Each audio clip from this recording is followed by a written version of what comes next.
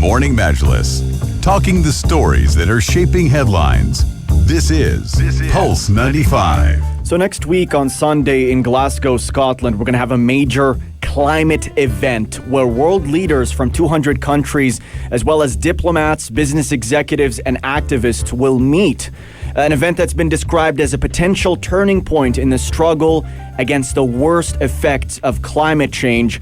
Is it worth the hype, and what could this event accomplish? Ahead of this event, the United Nations Environment Program has released a report. It's called the Emissions Gap Report 2021, describing how climate change has been intensifying, something scientists have been warning people about for a long time.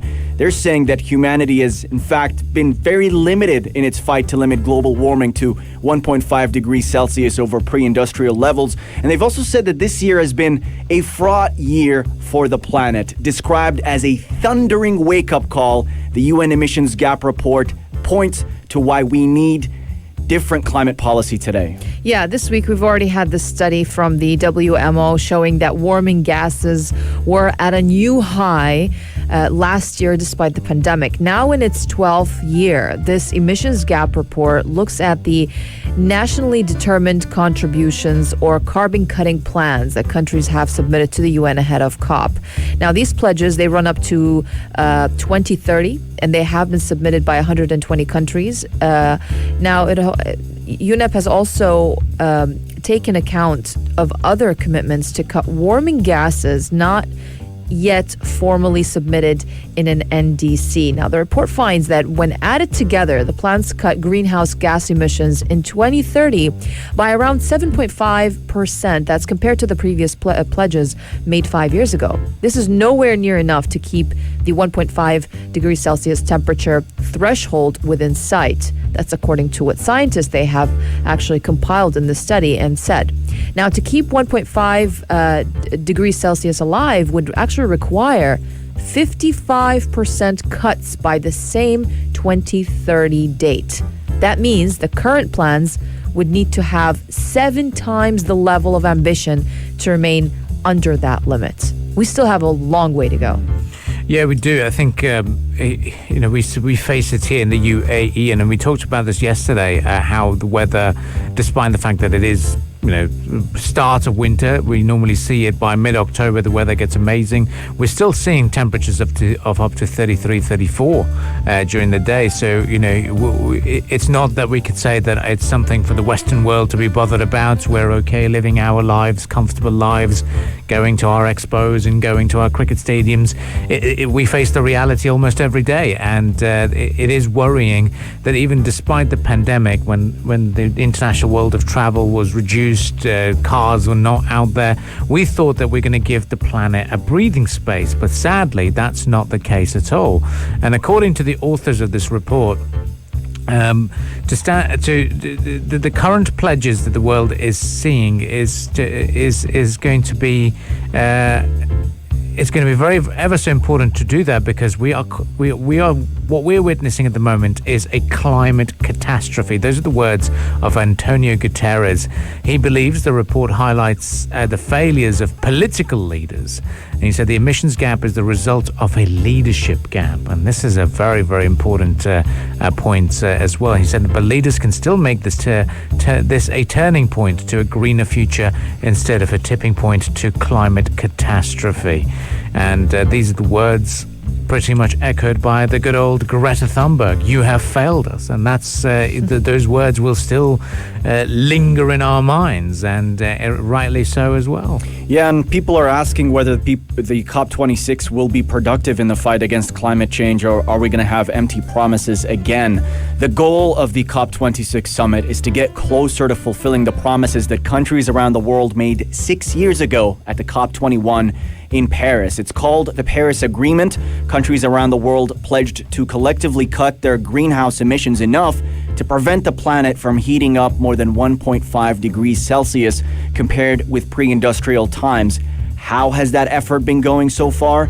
Very poorly, scientists say, as greenhouse gases continue to pour into the atmosphere at a high rate, they say. And even the countries that submitted since Paris would allow global emissions to continue increasing. So even the plans that they put forth would still be problematic. And scientists say are not enough. However, there is a lot of promise. We've seen, for instance, the United Arab Emirates, Saudi Arabia, Bahrain, countries in the Gulf region make pretty massive commitments to fighting those greenhouse emissions, to fighting climate change, to produce energy in a way that's sustainable and healthier for the planet. So there is also a sense of optimism at the same time. Definitely is. I think, and apart from that optimism, you can also see how it's being discussed a bit more. It's making the headlines because rewind 5 years, it wasn't there. It wasn't being dominated. No one. I mean, the United Nations reports, they're pretty much released every year. They never used to make big headlines, or maybe they did, but not to an extent that we see now. You visit the Dubai Expo and you see how different pavilions are showcasing innovative practices of being sustainable. So you see that the mindset has changed, and they're heading towards those goals of 2050, 2030, and 2060 as well, about going down to net zero emissions.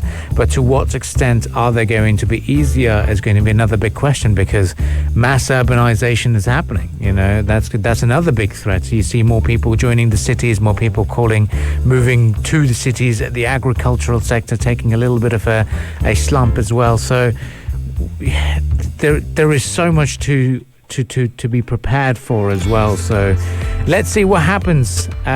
We will try to make it a bit more optimistic, and we'll continue the discussions here on the Morning Majlis. This time we go over to Rania's hometown or home country, because they're looking at a very, very optimistic approach and a very positive approach towards green energy and towards different energy sources. Stay with us. This is the Morning Majlis, only on Pulse 95. Pulse 95. The Morning Majlis, talking the stories that are shaping headlines. This is Pulse 95. This is Pulse 95, and a very warm welcome back onto the Morning Majlis. Now, when we do travel to different parts of the globe and, we land at a particular airport, and airports usually are the first impression of the country that we are traveling to. Heathrow is a pretty large airport. They've got 4 or 5 terminals, and you're always thinking, this is a huge operation and it's great. The little queues are longer. Once you're through the immigration, you pick up your luggage when you're going out, and you're thinking, okay, now I'm, wherever I am. But apparently, they're making a loss. Now, you can expect a loss by saying, okay, not many airlines are traveling at the moment. The UK did consider a lot of countries on a red list for a long time, and that could be it. But they're making a loss of £3 million, and you're thinking, oh, maybe a week, maybe a month. This is £3 million a day. Oof. And this is not good. The London airport has said it lost £3.4 billion since the start of the pandemic, and is still losing the £3 million a day. It is easing into recovery mode at the moment, that the passenger numbers have climbed slightly to 28% and cargo to 90% of the pre-pandemic levels. But it's not enough for them. Well, the airport, it has attempted to inhibit the effects of the pandemic by raising their charges for airlines and asking the British government also to remove testing rules for vaccinated passengers. However, a British aviation regulator, that is the Civil Aviation Authority, said last week that it will not permit Heathrow Airport to raise passenger charges by as much as it wanted.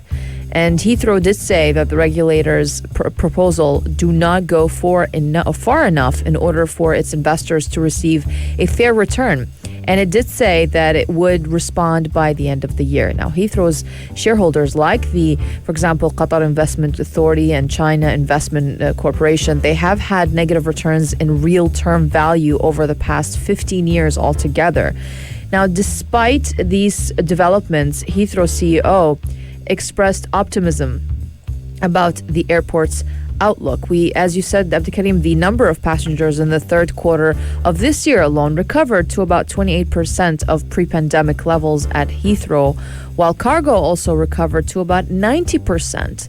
That's promising. Yeah. And also, the airport did warn yesterday that its operating costs could increase as it prepares to rising demand as well. Exactly, Rania. And we're also looking at more optimistic news as the United States is poised to reopen its borders to vaccinated foreigners, including British and EU citizens, starting on November 8, while Asian countries like Singapore are also starting to ease restrictions as well. So there's a sense of demand coming back to very much higher levels over the next 12 months, and that's a positive thing for Heathrow. The other thing too, however, is the United Kingdom is going through a driver shortage. This led some UK petrol stations to run empty over the recent weeks. It's been blamed on Brexit as well. And this is a pressure that aviation has to deal with as it tries to bounce back from the crisis. And according to reports, the competition for drivers is very, very intense right now. Amazon has got a massive footprint in the United Kingdom. They're paying bonuses to drivers and warehouse staff. So Heathrow's also competing with Amazon and those big tech companies to get that talent as well. And that's something that officials from Heathrow have expressed in interviews discussing the overall financial situation. But yeah, this is the picture essentially. Travel is restarting. Heathrow said it can bear the brunt of whatever downturn they're facing right now. They've got enough liquidity, but there are some major concerns on the table as well. Yeah, the biggest concerns and amongst most airline operators is when are we going to reach the pre-pandemic levels? And given the fact that, yes, there is optimism in the world of travel, but there's also concerns in certain pockets of the world where, you see that you can't fly over to some countries again beginning to lock down. So they're still concerned. And, even in logistics and transport, for example, they talk about how certain containers were about $40 per shipment. Now that shipment is costing them $400. So, we see prices rising in every industry. We see how every little industry is affected by this as well. So they are not expecting air traffic to recover completely until at least 2026. That's just bizarre. One big virus, a massive pandemic, has pushed them back 5 years. Is worrying for sure. But we'll keep a lookout on this. And if you are one of those who's planning on traveling anytime soon, let us know on the text lines 4215 where you're going to and how confident you are about the world of travel.